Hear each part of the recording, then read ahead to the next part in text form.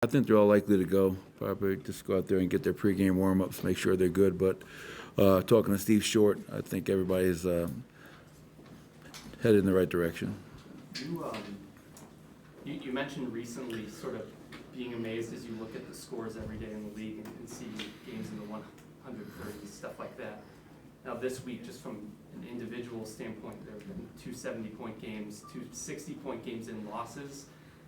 I'm just curious, like, what do you sort of think that speaks to? Is it sort of just the individual scoring talent around the league? Is there anything defensively that kind of thing speaks to when there's such a flash-in-the-pan kind of week like this? A lack thereof. Yeah. There's no defense in the NBA right now. You could be top 10 in defensive efficiency right now, and 3 years ago you'd be bottom 10 with the same efficiency. So getting harder and harder to guard guys. Guys are ultra-skilled, guys like Joel, guys like Luka, guys like Devin Booker. They can score, and it's just really hard to guard guys one-on-one anymore. But you also have to give the individual credit. What Joel's doing, for example, this season from a scoring standpoint is just almost unprecedented.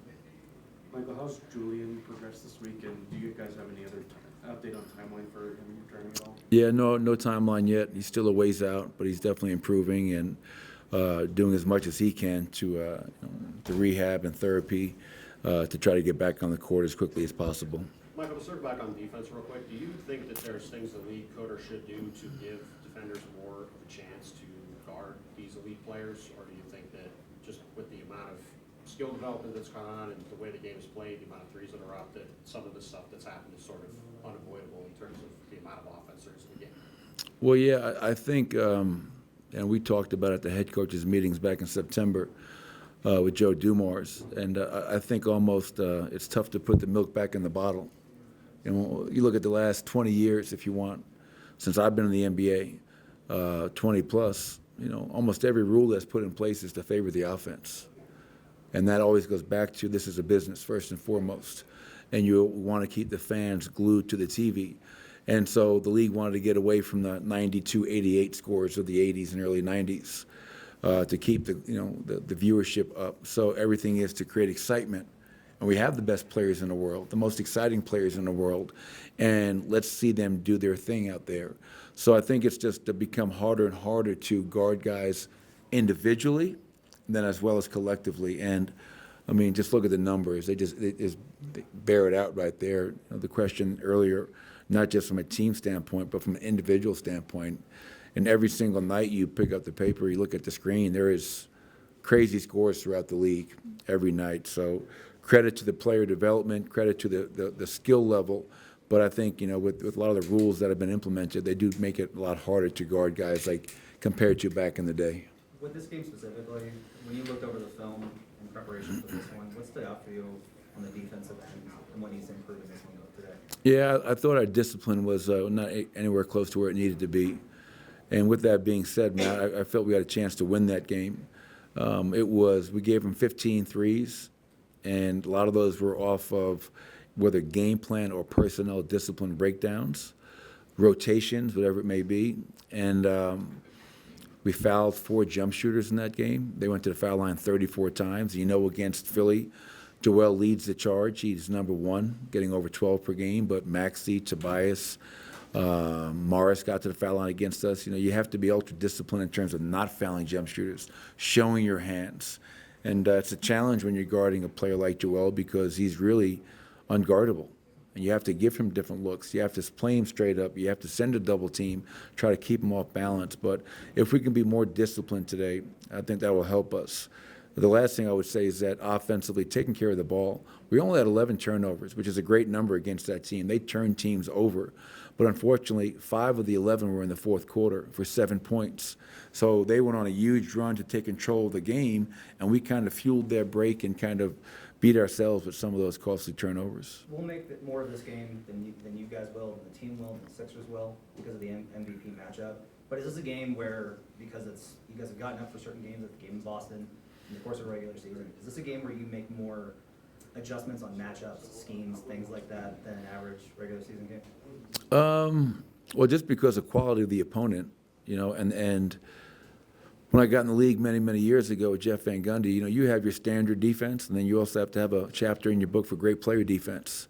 You can't guard Joel Embiid like you guard 99.9% of the other players. He's just, as I mentioned earlier, almost unguardable. What he's doing right now is just incredible.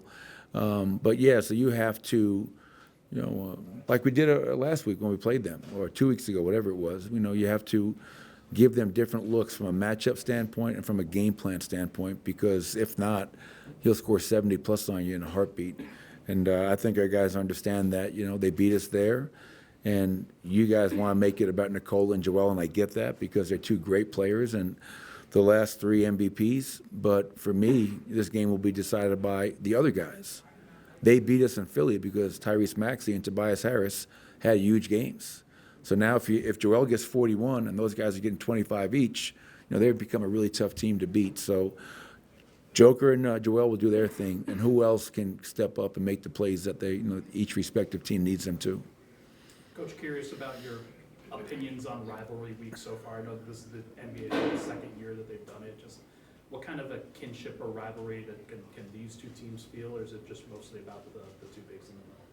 Yeah, I mean, no disrespect to the, what they're trying to create, but I don't feel it's a rivalry personally. They're in the East, we're in the West. We play them twice a year. We've yet to play them in the playoffs, obviously the NBA Finals, but, I think rivalry week, they're trying to create something between Joel and Nicola, and I get that, but this is, a game after a very long road trip, playing in front of our home fans and trying to protect our home court. We're in the middle of a very tough 10-game stretch. We're 5-2 so far, and we have a hell of a challenge today. And then we have Milwaukee, then we have at OKC. So we're just trying to find a way to get one today against a quality opponent. Have you noticed any change in how your team has approached the regular season after the way you went through last year and through the playoffs? Was there any, obviously you guys were a confident bunch already, but is there any extra level of confidence or self-assuredness from sort of what you guys have accomplished and what you know you're capable of doing now? Yeah, I would say the one area that I've noticed that is that, after a loss like we just had in New York, where we just got, obviously our asses kicked for 48 minutes, that, there's no panic. There's no, look at our veterans in their faces. You give New York credit. They came in to the Garden and just from the get-go, handled their business, and we did not. But you don't panic. You say, okay, we know we have to be a lot better, and we lost games last year, and I'm sure a lot of people made it, Joel Embiid scored 46 against Denver and Philly. We won a championship. So you don't get too high, you don't get too low, you stay the course, and I think that's what you have to do in the course of a 82-game season, rather. Thank you, Coach. Appreciate it, everybody.